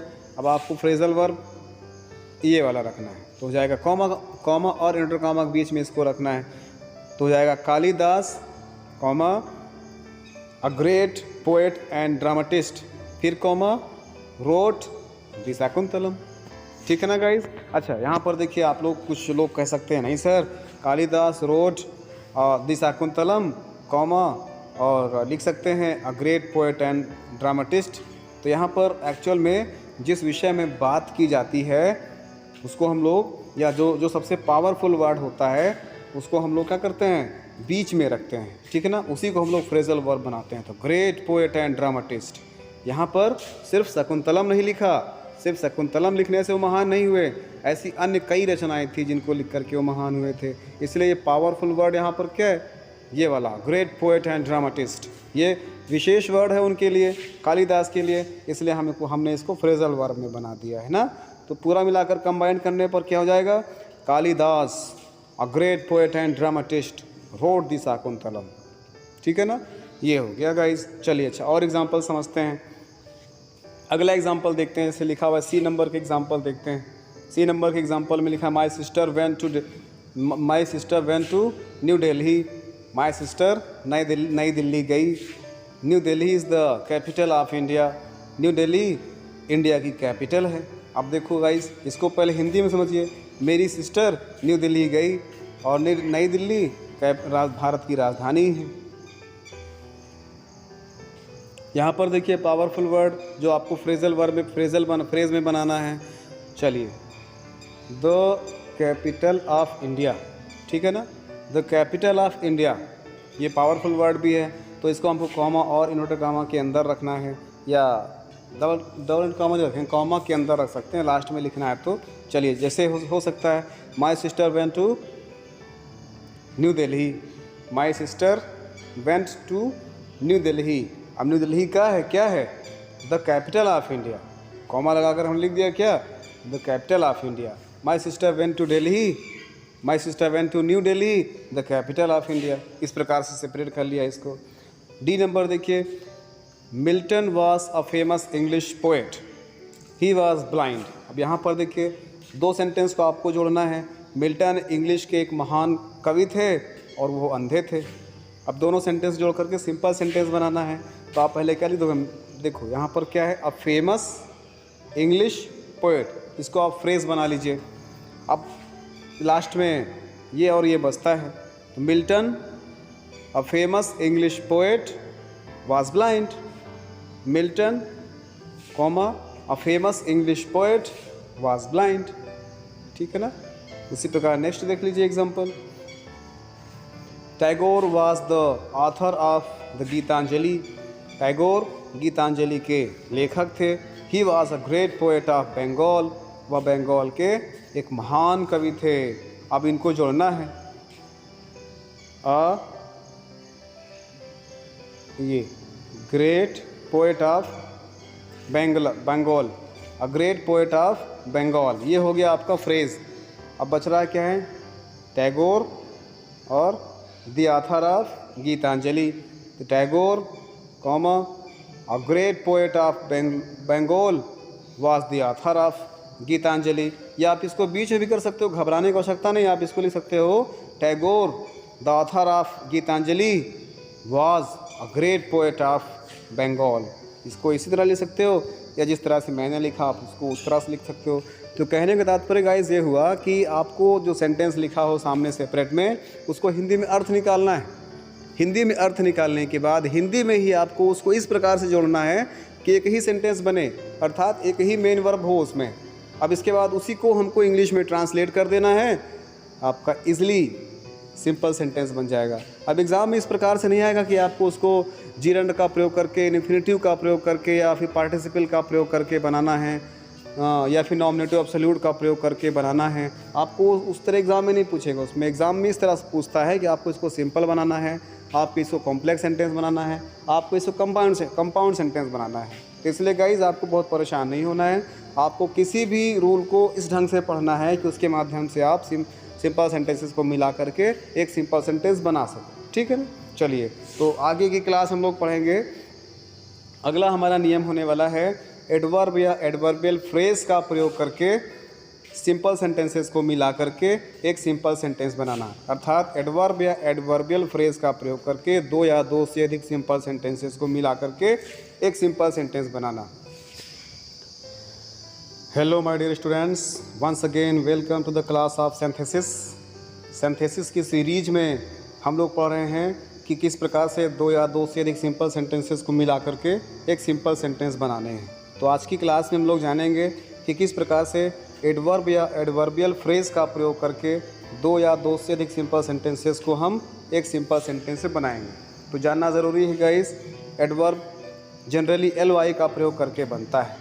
आपने जाना होगा वर्ब में ly लगाने से, या सॉरी एडवर्ब एडजेक्टिव में ly लगा देने से हम लोग एडवर्ब को प्राप्त कर लेते हैं। जैसे ब्यूटीफुल लिखा हुआ है, ब्यूटीफुल क्या है, एडजेक्टिव है, ब्यूटीफुल में ly लगा देंगे, ब्यूटीफुली, नाइस, नाइसली, इस प्रकार से हम लोग ly लगा करके एडवर्ब बना लेते हैं। तो चलिए शुरुआत करते हैं आज की क्लास में। तो मैंने सामने जो लिखा है गाइस, इसको आपको फेयर कॉपी में नोट डाउन भी करते चलना है। विश्वास रखिए, मैं सिंथेसिस की कंप्लीट सीरीज़ ख़त्म करूंगा। सिंपल सेंटेंस भी बताऊंगा, कॉम्प्लेक्स सेंटेंस भी बताऊंगा, और कंपाउंड सेंटेंस भी मैं आप लोगों को समझाऊंगा। इसलिए be confident in yourself and watch my video till and. चलिए शुरुआत करते हैं गाइस। तो आज की क्लास में हम लोग जानेंगे एडवर्ब या एडवर्बियल फ्रेज का प्रयोग करके बाय यूजिंग एडवर्ब और एडवर्बियल फ्रेज। समझते हैं इसको। एडवर्ब जनरली ly का प्रयोग करके बनता है गाइस। कैसे बनता है? एडवर्ब प्रायः ly का प्रयोग करके बनता है, एडजेक्टिव में ly का प्रयोग करके बनता है। और यदि एक वाक्य के कुछ शब्द मिलकर एडवर्ब का काम करते हैं तब उसे एडवर्बियल फ्रेज कहते हैं। अर्थात एडवर्ब है तब तो एक ही शब्द होगा, लेकिन अगर ग्रुप ऑफ वर्ड है जो एडवर्ब का काम करते हैं तो उसी को हम लोग क्या बोलते हैं? Adverbial phrase. अर्थात एडवर्ब या एडवर्बियल फ्रेज का प्रयोग करके दो या दो से अधिक सिंपल सेंटेंसेस को एक सिंपल सेंटेंस में बदलना। जैसे चलिए एग्जांपल से आपको समझाते हैं। जैसे सेंटेंस लिखा हुआ है, he was attending the function, वह फंक्शन अटेंड कर रहा था। इट वाज रेगुलर, यह नियमित था। या ही वाज रेगुलर या it was regular means function नियमित था, फंक्शन रेगुलर चलता रहता था। अब देखो गाइस, इसको आपको चेंज करना है, सिंपल सेंटेंसेस को मिला करके एक ही सिंपल सेंटेंस में आपको चेंज करना है। अब आपको पहले खोजना पड़ेगा इसमें एडवर्ब या एडवर्बियल फ्रेज कौन सा है। तो इसमें एडवर्ब कौन सा है? या डेफिनेटली रेगुलर हमारा यहाँ पर एडवर्ब हमको मालूम चल गया, एडवर्ब है। और हमको कैसे बनाना है? एडवर्बियल फ्रेज का प्रयोग करके बनाना है। ये हमारा एडजेक्टिव है एक प्रकार से, इसका प्रयोग करके हमको बनाना है। कैसे? ly लगा करके हम एडजेक्टिव को एडवर्ब में परिवर्तित कर सकते हैं। तो आप इसको पहले मैंने क्या बोला है, मैंने लास्ट की वीडियो में भी कहा था कि जब भी हमें सिंथेसिस करना होता है तो पहले हमको दोनों सेंटेंसेस को हिंदी में अर्थ निकालना है।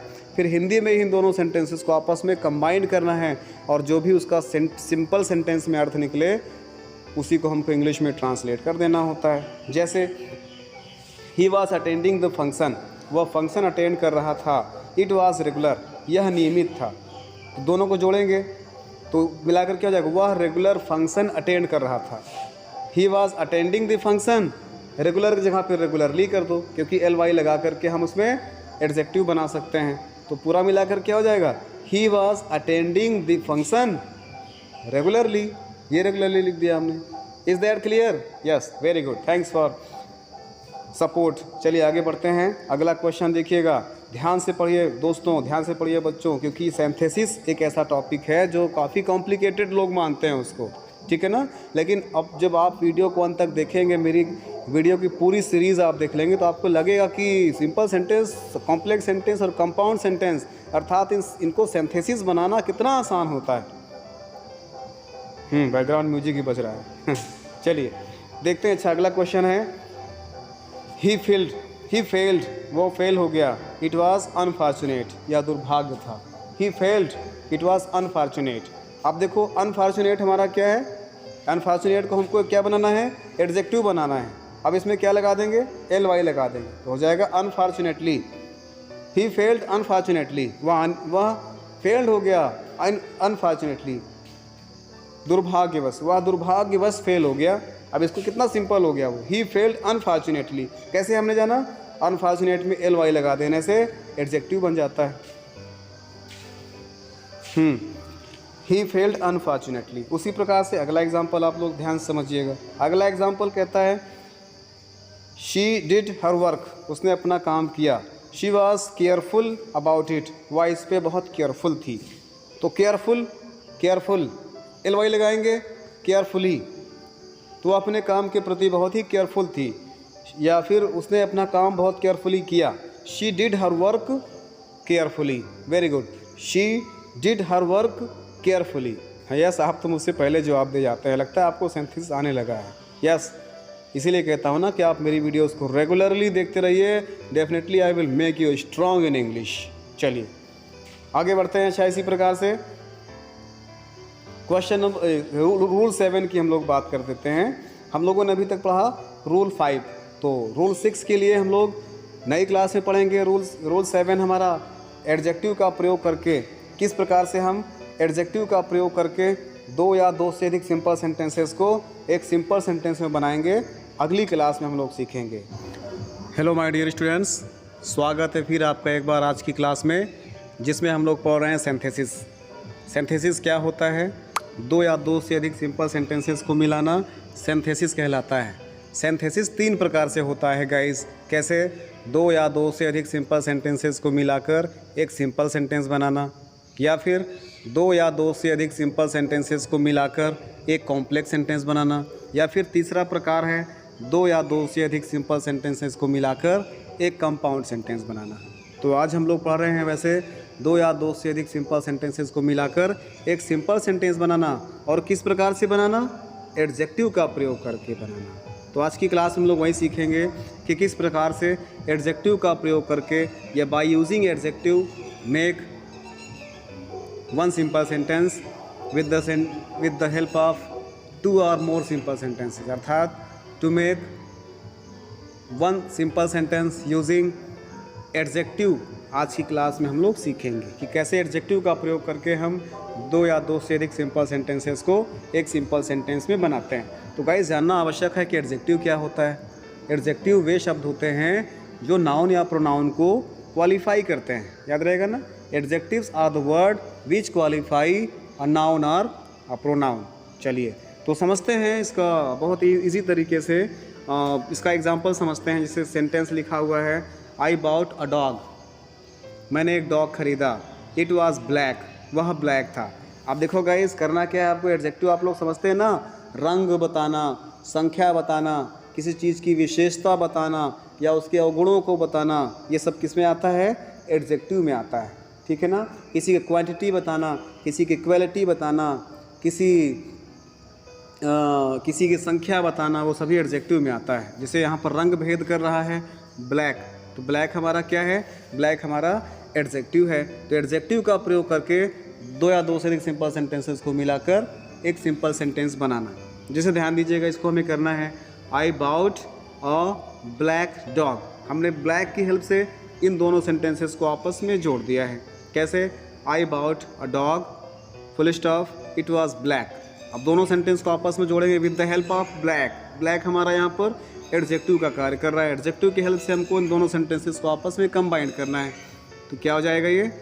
I bought a black dog. Yes, exactly, clear. उसी प्रकार से सेकेंड एग्जाम्पल देखिए। सेकेंड एग्जाम्पल कहता है I met a woman she was poor. I met a woman, मैं एक महिला से मिला, शी वॉज पुअर, वो गरीब थी। अब इसको यहाँ पर क्या एडजेक्टिव क्या है? Yes, definitely poor is the adjective here. अब यहाँ पर एडजेक्टिव की हेल्प से we have to make one simple sentence with the use of two simple sentences. Here are the two simple sentences and we have to make using adjective one simple sentences. And what is the adjective here? Yes, poor is adjective here. तो poor की help से हमको इन दोनों sentence को आपस में जोड़ना है। Yes, हो जाएगा I met a poor woman, मैं एक गरीब महिला से मिला। क्लियर। सी नंबर के एग्जाम्पल आप लोग ध्यान समझिएगा। जैसे लिखा हुआ है इसमें थ्री सेंटेंसेज है। थ्री सिंपल सेंटेंसेस को मिला करके हमको एक सिंपल सेंटेंस बनाना है। तो ये हो जाएगा टाइगर वाज हंग्री। क्या होगा? अ टाइगर वाज हंग्री, एक टाइगर भूखा था। ही किल्ड अ बुलक, उसने एक बुलक या सांड को मार डाला।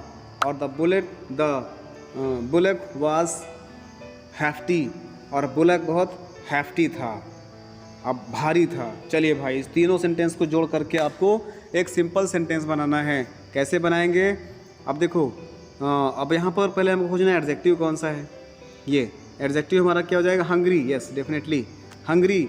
और यहाँ पर हैफ्टी भी तो हमारा एडजेक्टिव है। यस, दोनों का यूज़ कर लेना हमको। देखो मैंने इसको अंडरलाइन भी कर रखा है। ये जितने भी इसमें एडजेक्टिव है मैंने उसको अंडरलाइन कर दिया पहले से, जिससे आपको कोई किसी प्रकार का डाउट ना हो। समझते हैं इसको? अब कैसे बनाएंगे इसको? A tiger was hungry, tiger भूखा था। ही किल्ड अ बुलक, उसने एक सांड को मार डाला।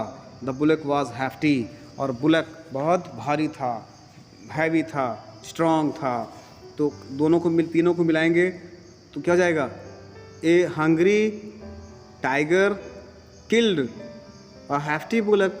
Yes, very good. A hefty tiger, एक हंग्री टाइगर, एक भूखे शेर ने या भूखे टाइगर ने एक भारी बुलक को या भारी सांड को मार डाला। Heavy tiger killed a hefty bullock. Clear है ना? Very good. उसी प्रकार हम लोग पढ़ेंगे 8 रूल है, जो कि सिंपल सेंटेंस का लास्ट रूल है। सिंपल सेंटेंसेस को मिलाकर एक सिंपल सेंटेंस बनाना। इसका अंतिम नियम है कि कंजंक्शन एंड का प्रयोग करके दो या दो से अधिक सिंपल सेंटेंसेस को मिलाकर एक सिंपल सेंटेंस कैसे बनाते हैं, इसको समझ लेते हैं हम लोग। चलिए गाइस, समझिएगा। एंड का प्रयोग करें, लेकिन याद रखिएगा गाइस, एक्चुअल में एंड का प्रयोग हम लोग कंपाउंड सेंटेंस में करते हैं। लेकिन कब? कंपाउंड सेंटेंस में एटलीस्ट 2 वर्ब होना अनिवार्य है। लेकिन यहाँ पर जब हम लोग एंड का प्रयोग करेंगे ना, तो यहाँ पर हम लोग नाउन या प्रोनाउन को आपस में कंबाइन करेंगे। नाउन या प्रोनाउन के बीच में हमको यहाँ पर एंड का प्रयोग करना है, ना कि 2 सेंटेंसेज और वर्ब को जोड़ने के लिए एंड का प्रयोग करना है। एग्जाम्पल से स्पष्ट हो जाएगा, ध्यान से समझिएगा। जैसे मैंने एग्जाम्पल शुरुआत में दे रखा है, जैसे आई टेक मिल्क, मैंने दूध लिया। आई टेक बिस्किट्स टू, मैंने बिस्किट्स भी लिया। अब देखो गाइस, एक तो हमारा मिल्क हो गया इधर और बिस्किट हो गया। इन दोनों को हमको एंड से जोड़ देना है।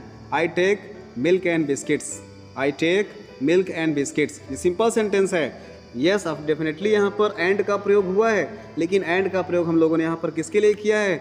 2 नाउन को आपस में जोड़ने के लिए किया है। यहाँ पर एक ही तो वर्ब आई हुई है। सिंपल सेंटेंस की परिभाषा क्या है?